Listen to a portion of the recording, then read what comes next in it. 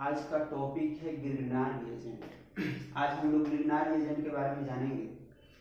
तो देख लेते हैं गिरनार रिएजेंट है क्या।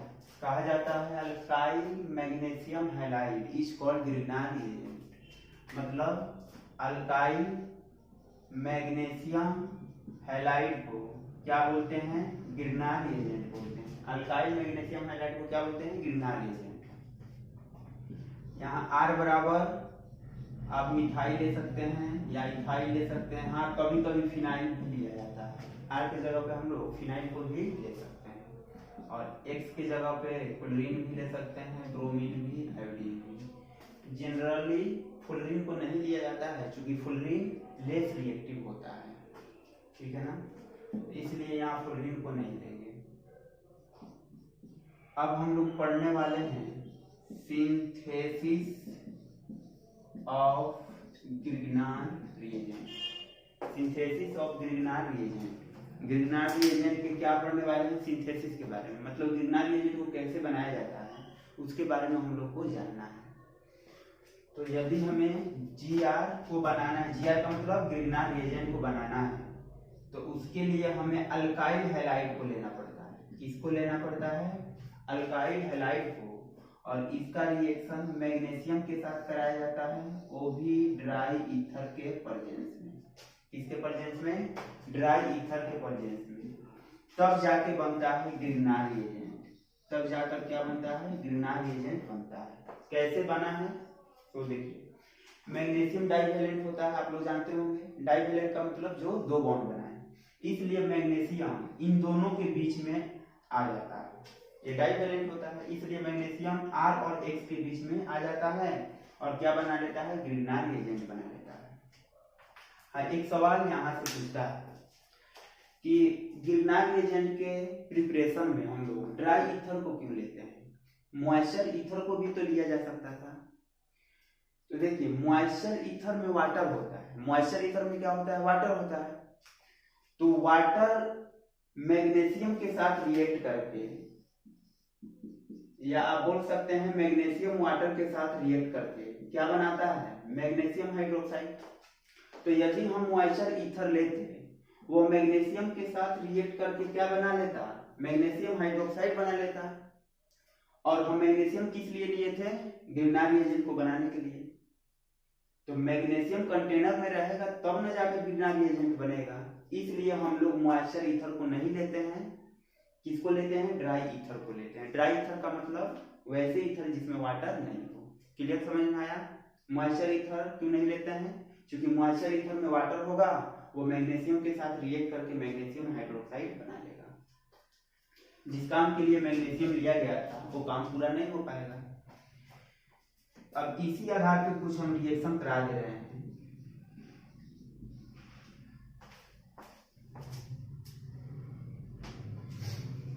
जैसे R की जगह पे मैंने CH3 ले लिया, X की जगह पे ले लिया Ca, और किसके साथ? मैग्नीशियम के साथ।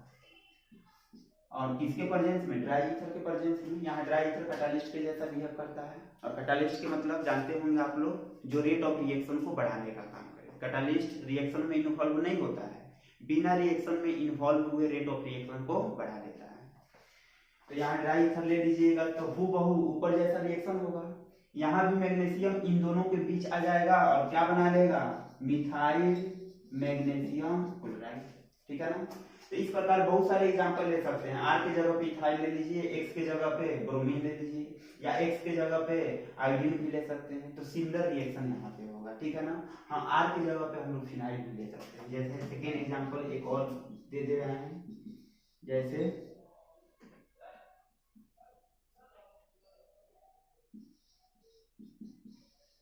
देखिए, इसका रिएक्शन कराना है फिनाइल ब्रोमाइड का रिएक्शन किसके साथ? मैग्नीशियम के साथ। तो यहाँ भी ऐसा ही बनेगा, methyl phenyl magnesium bromide. Product क्या बन जाएगा? फिनाइल मैग्नीशियम ब्रोमाइड, ठीक है। चलिए अब हम लोग आगे बढ़ते हैं। देखिए, आगे हम लोग को जानना है कि ग्रिग्नार रिएजेंट के पास किस किस प्रकार का नेचर होता है। जानते हैं ग्रिग्नार रिएजेंट के पास डुअल नेचर होता है, एक बेस का, दूसरा न्यूक्लियोफाइल का, ठीक है ना। पहले इसे मिटा दिया जाए।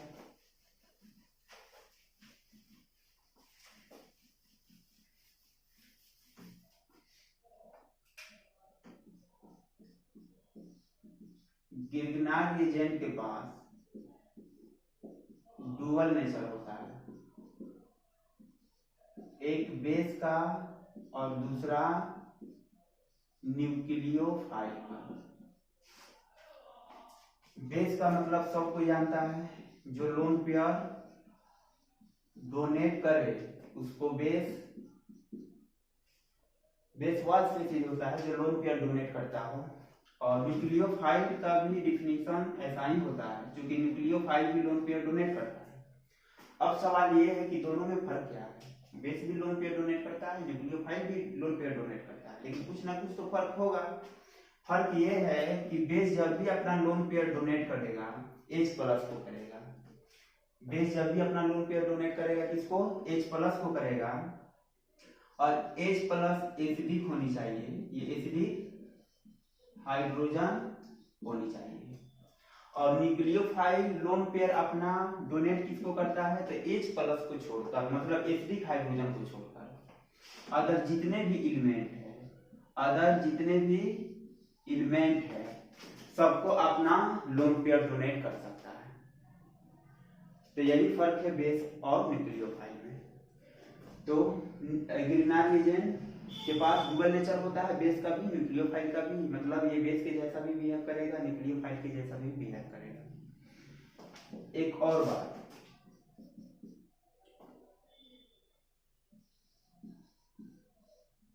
बेस अपना लोन पेयर जिस स्पीशीज को देता है उसको एसिड बोलते हैं। बेस अपना लोन पेयर जिस स्पीशीज को देगा उसको क्या बोला जाएगा? एसिड। और न्यूक्लियोफाइल अपना लोन पेयर जिस स्पीशीज को देगा उसको हम लोग बोलते हैं इलेक्ट्रोफाइल। उसको क्या बोलते हैं? इलेक्ट्रोफाइल बोलते हैं। अब देखिए, अब गिरगिनार रिएजेंट का रिएक्शन हमें दो केस में देखना है। एक जब गिरगिनार रिएजेंट बेस के जैसा बिहेव करता हो, और दूसरा जब गिरगिनार रिएजेंट न्यूक्लियोफाइल के जैसा बिहेव करता हो। ठीक है,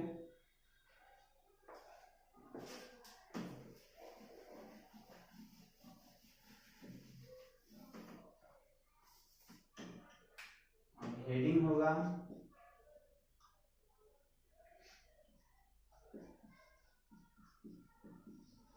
reaction of Grignard reagent in which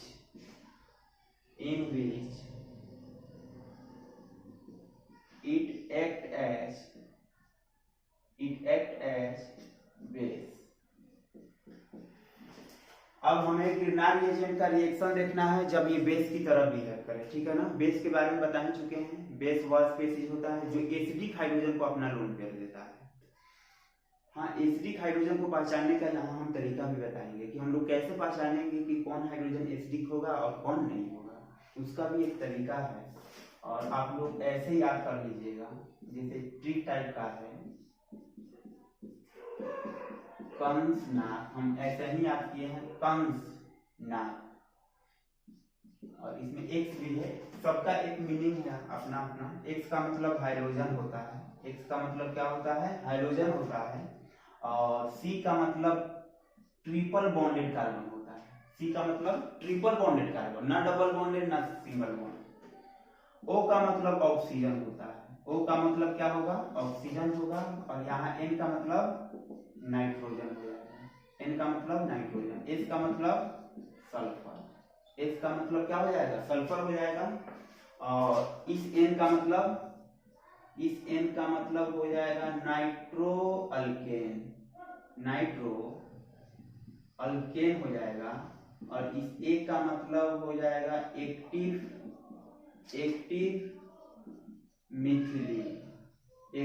methylene.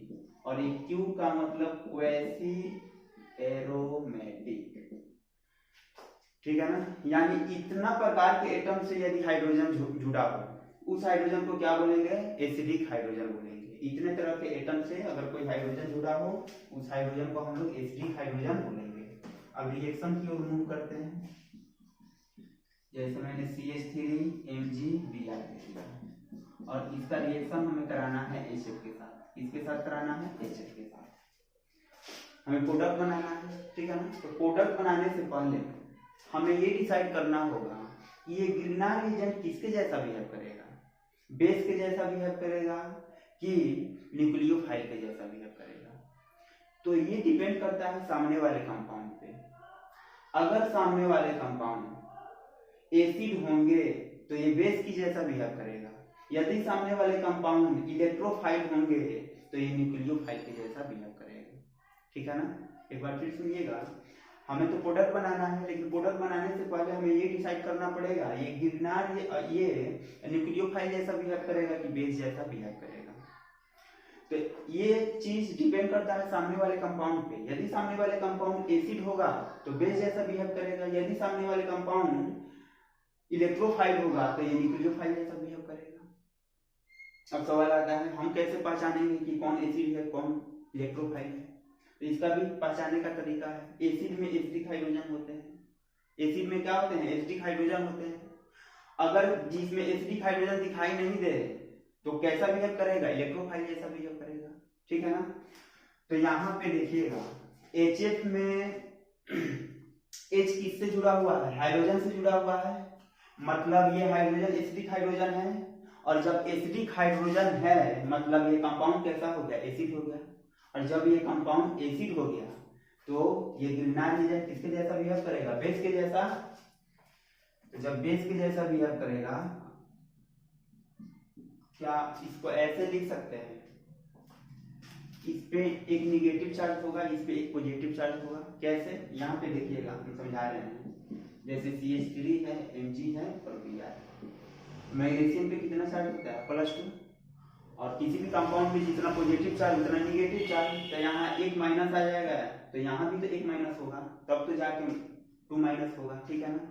हाँ, यहाँ अगर रिजल्टेंट चार्ज देखा जाए, यहाँ पे रिजल्टेंट चार्ज तो कितना होगा? प्लस होगा, +1 होगा, ठीक है ना। तो इसलिए हम गिरनार एजेंट को इस फॉर्म में लिख सकते हैं, इस पे माइनस इस पे प्लस। अब तो हमको मालूम हो गया कि ये बेस की जैसा बिहेव करेगा और बेस का काम ही होता है H+ को अपना लोन पेयर देना। हाँ, यहाँ इसमें फ्लोरीन का ये ज्यादा है हाइड्रोजन से, तो यहाँ प्लस और यहाँ माइनस। तो बेस जब भी अपना लोन पेयर देगा H+ को देगा।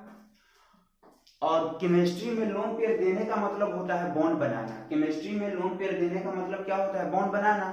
तो जब CH3 H+ को लोन पेयर देगा तो CH3 किससे बॉन्ड बना लेगा? H+ से।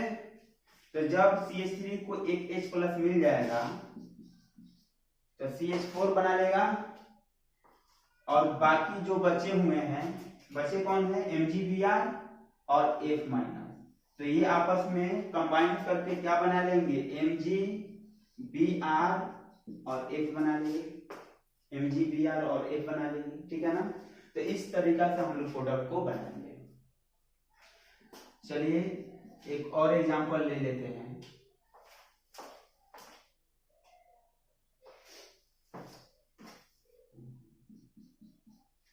यहाँ पे मैंने C2H5 ले लिया, Mg ले लिया और Br ले लिया और इसका रिएक्शन हमें कराना है H2O के साथ। किसके साथ कराना है? H2O के साथ कराना है। देखिए तो H2O किसमें टूटेगा? मतलब H2O को हम लोग ऐसे लिख सकते हैं, H2O को ऐसे लिख सकते हैं, यहाँ प्लस होगा, यहाँ प्लस होगा, अब यहाँ माइनस और यहाँ प्लस। अब देखिए तो ये अपना लोन पेयर किसको देगा? H+ को देगा। और H+ देने का मतलब एक हाइड्रोजन ले लिया तो किसमें कन्वर्ट हो जाएगा? C2H6 में। और जो भी बचा हुआ है उसको कंबाइन करा दीजिए। बचा क्या है? MgBr और यहाँ OH-, तो MgBr और OH, ठीक है ना। तो ऐसे हम लोग को प्रोडक्ट बनाना है। चलिए कुछ और एग्जांपल हम करा दे रहे हैं।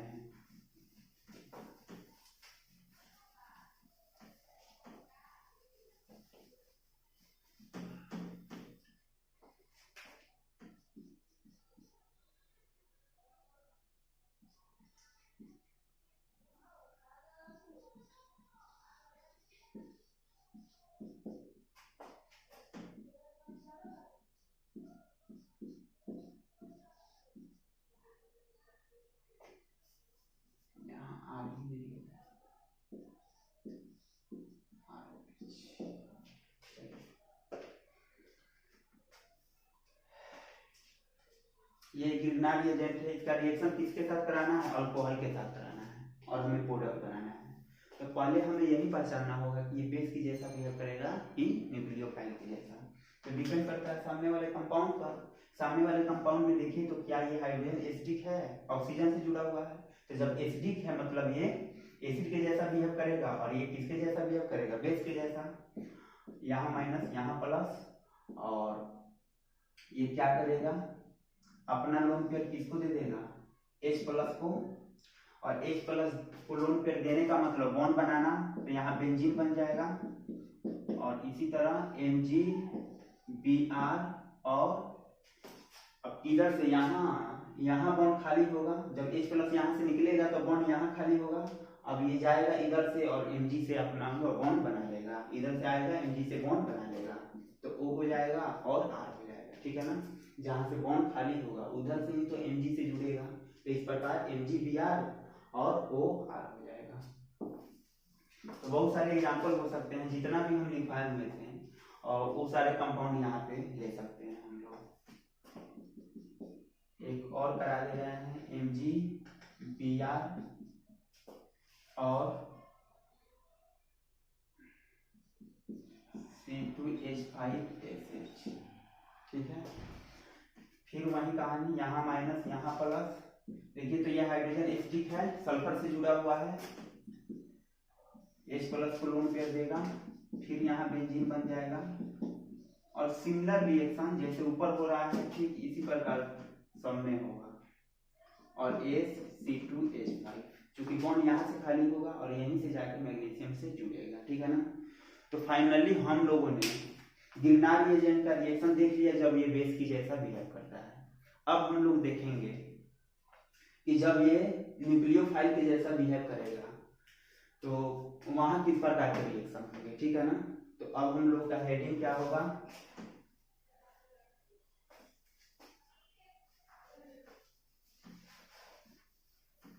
अब हम लोग का हेडिंग होगा reaction of Girnar agent which act as nucleophile। अब हम लोग गिरनार एजेंट का रिएक्शन पढ़ने वाले हैं जब ये न्यूक्लियोफाइल की तरह बिहेव करेगा। देखिए यहाँ दो कैटेगरी का होता है, यहाँ दो कैटेगरी का होता है, कैटेगरी 1 एंड कैटेगरी 2। कैटेगरी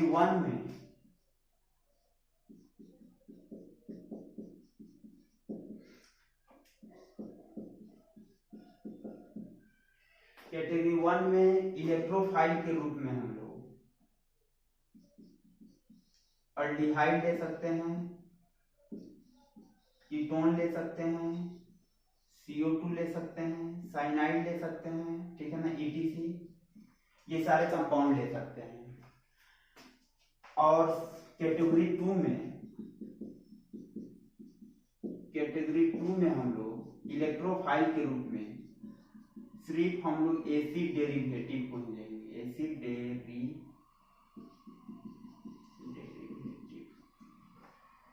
और एसिड डेरिवेटिव का सिंबल ये होता है, ठीक है।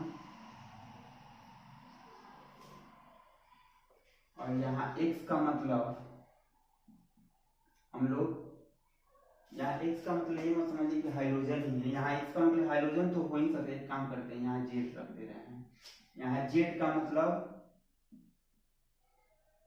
मतलब हाइड्रोजन भी हो सकता है या OCH3 भी हो सकता है, ठीक है ना, ये सारे हो सकते हैं, NR2 भी हो सकते हैं, ETC। तो यहाँ एसिड डेरिवेटिव के रूप में हम लोग ये ले सकते हैं, जहाँ Z बराबर हाइड्रोजन भी हो सकता है, OCH3 भी हो सकता है, NR2 भी हो सकता है।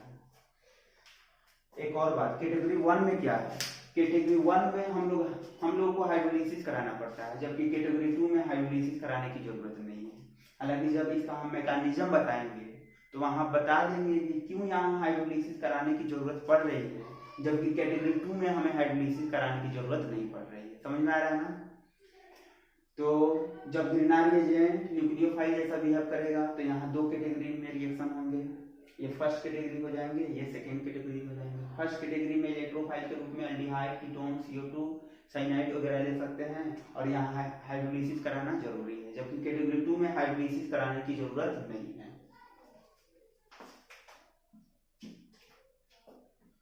चलिए यहाँ एक रिएक्शन हम लिख रहे हैं, शुरुआत कर रहे हैं कैटेगरी 1 से। यहाँ पे एक रिएक्शन लिख रहे हैं, जैसे मैंने क्या किया, अल्डिहाइड ले लिया, किसको ले लिया, अल्डिहाइड को ले लिया, और इसका रिएक्शन किसके साथ कराना है, न्यूक्लियोफाइल के साथ कराना है। यहाँ न्यूक्लियोफाइल के रूप में किसको लिया जाएगा, ग्रिग्नार रिएजेंट को लिया जाएगा। न्यूक्लियोफाइल के रूप में किसको लेंगे, ग्रिग्नार रिएजेंट को लेंगे। देखिए क्वेश्चन ऐसे दे देगा और बोलेगा प्रोडक्ट बनाइए, ठीक है ना, क्वेश्चन दे दिया, बोलेगा प्रोडक्ट बनाइए। अब प्रोडक्ट बनाने के लिए हमें मैकेनिज्म की आवश्यकता होगी। अब हम बता रहे हैं कि कैसे कैसे इसका मैकेनिज्म होगा, कैसे कैसे यहाँ प्रोडक्ट बनेगा।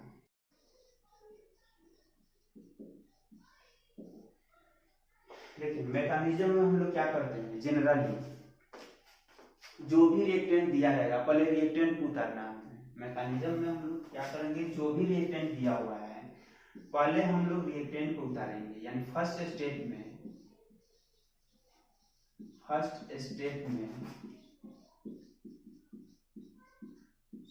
होगा क्या, इस पे माइनस इस पे प्लस। देखिए तो ये कार्बन है और ये ऑक्सीजन है, ऑक्सीजन का आयन कार्बन से ज्यादा होता है तो इस पे निगेटिव चार्ज और इस पे पॉजिटिव चार्ज। ये माइनस क्या करेगा, इस पे अटैक करेगा, और जब अटैक करेगा तो ये पाई बॉन्ड शिफ्ट होके यहाँ चला आएगा। क्यों पाई बॉन्ड शिफ्ट हो रहा है, क्योंकि कार्बन 4 से अधिक बॉन्ड नहीं बनाता है, कार्बन 4 से अधिक बॉन्ड नहीं बनाता है। जब ये अटैक करेगा इस कार्बन पे तो ये पाई बॉन्ड शिफ्ट होके ऑक्सीजन पे चला आएगा।